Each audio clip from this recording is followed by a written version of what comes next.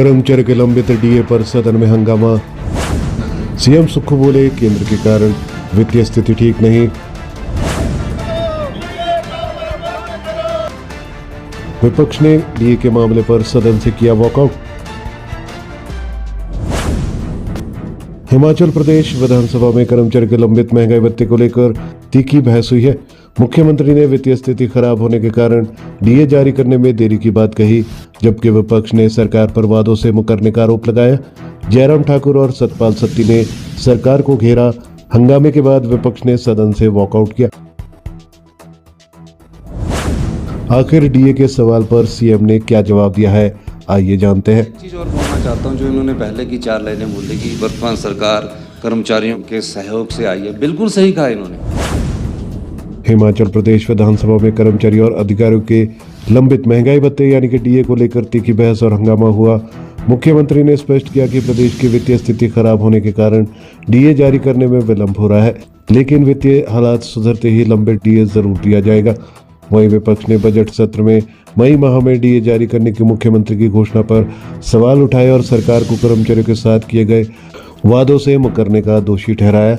नेता प्रतिपक्ष व पूर्व मुख्यमंत्री जयराम ठाकुर, भाजपा विधायक सतपाल सिंह सत्ती और विधायक विक्रम ठाकुर ने सरकार पर लगातार निशाना साधा। विपक्ष के नारेबाजी और हंगामे के कारण सदन का माहौल तनावपूर्ण हो गया और विपक्षी सदस्यों ने वॉकआउट कर दिया। सतपाल सत्ती ने प्रश्नकाल में उठाया मामला। भाजपा विधायक सतपाल सिंह सत्ती ने प्रश्नकाल में मूल सवाल पूछा कि प्रदेश के विभिन्न विभागों में कार्यरत अधिकारियों और कर्मचारियों के लिए जुलाई 2023 से जनवरी 2024 तक 3 किश्तों में कुल 11% महंगाई भत्ता लंबित है। उन्होंने सरकार से ये जानना चाहा कि लंबित डीए कब तक जारी किया जाएगा। सीएम बोले, ओपीएस के कारण केंद्र की अनुदान राशि हुई है कम। इसके जवाब में मुख्यमंत्री सुक्खू ने कहा कि डीए देना सरकार का दायित्व है, लेकिन वर्तमान में प्रदेश की माली हालत ऐसी नहीं है कि इसे तत्काल प्रभाव से दिया जा सके।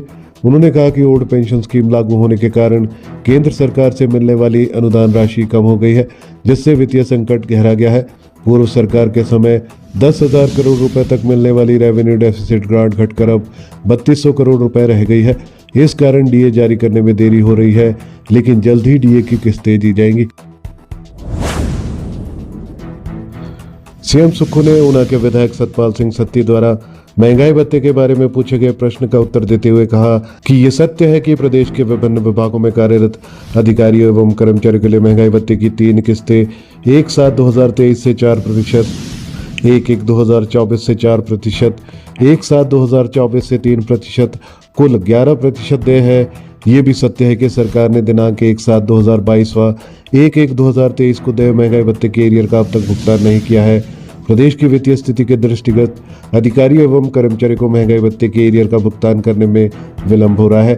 सरकार ने वित्तीय स्थिति बेहतर करने के लिए प्रभावी कदम उठाए हैं और बेहतर वित्तीय प्रबंधन की प्रक्रिया जारी है। आर्थिक स्थिति सुदृढ़ होते ही महंगाई भत्ते के एरियर का सारा भुगतान कर दिया जाएगा। इसके अलावा अन्य प्रश्न के उत्तर में जो शेष सूचना है वो विभिन्न विभागों से अपेक्षित है, जो कि प्राप्त होने पर प्रदान की जाएगी। सीएम सुक्खू ने महंगाई भत्ते पर पूछे गए सवाल पर ये सूचना सभा पटल पर रखी है। सीएम की सूचना गुमराह करने वाली, बोले विक्रम ठाकुर। भाजपा विधायक विक्रम ठाकुर ने मुख्यमंत्री के इस साल के बजट भाषण में मई माह में डीए जारी करने के वादे को लेकर सवाल किया और सदन में मुख्यमंत्री द्वारा दी गई सूचना को गुमराह करने वाला बताया। जयराम ठाकुर बोले, कर्मचारियों के कारण सत्ता में आई कांग्रेस मांगे पूरी करे। जयराम ठाकुर ने भी कहा कि कर्मचारियों की नाराजगी के कारण ही कांग्रेस सत्ता में आई है, इसलिए सरकार की जिम्मेदारी बनती है कि वह कर्मचारी की मांगे पूरी करे। उन्होंने पूछा कि क्या सरकार अपने कर्मचारियों के प्रति वफादार है और कब तक लंबित डीए जारी किया जाएगा। सीएम सुक्खू बोले, पूर्व सरकार का लंबित डीए दिया। मुख्यमंत्री सुक्खू ने जवाब में ये भी कहा कि कर्मचारियों के समर्थन में ही वह सत्ता में आए हैं और पूर्व सरकार के लंबित डीए की किस्तें उनकी सरकार ने जारी की है। उन्होंने बताया कि ओपीएस लागू करने से केंद्र से मिलने वाली 4800 करोड़ रुपए की ग्रांट नहीं मिल पाई है, जिससे वित्तीय स्थिति प्रभावित हुई है। उन्होंने भरोसा दिलाया कि डीए का भुगतान और एरियर का भुगतान चरणबद्ध तरीके से किया जा रहा है और जल्द ही पूरा भुगतान कर दिया जाएगा। चीज और बोलना चाहता हूं, जो इन्होंने पहले की 4 लाइनें बोली कि वर्तमान सरकार कर्मचारियों के सहयोग से आई है, बिल्कुल सही कहा इन्होंने। इसमें कोई दो राय नहीं है। पर मैं इस बात का राजनीतिक बात ये कहना चाहता हूँ कि आपकी सरकार के समय के भी जो डीए था वो हमने 4 और 3% दिया। और मैं ये कहना चाहता हूँ 6th पे कमीशन सरकारी कर्मचारी अधिकारियों को पिछली सरकार ने दे दिया चुनावों से 6 महीने पहले। और क्या किया, 10,000 करोड़ रुपए का एरियर अभी तक नहीं दिया। और उस समय हिमाचल प्रदेश की स्थिति ऐसी थी कि आरडीजी के रूप में 10,000 करोड़ रुपया 11,000 करोड़ रुपया मिलता था। इस साल हमें आरडीजी के रूप में सिर्फ 3200 करोड़ रुपया मिला, यानी कि 8,000 करोड़ रुपया हमें आरडीजी के रूप में अभी तक नहीं मिला।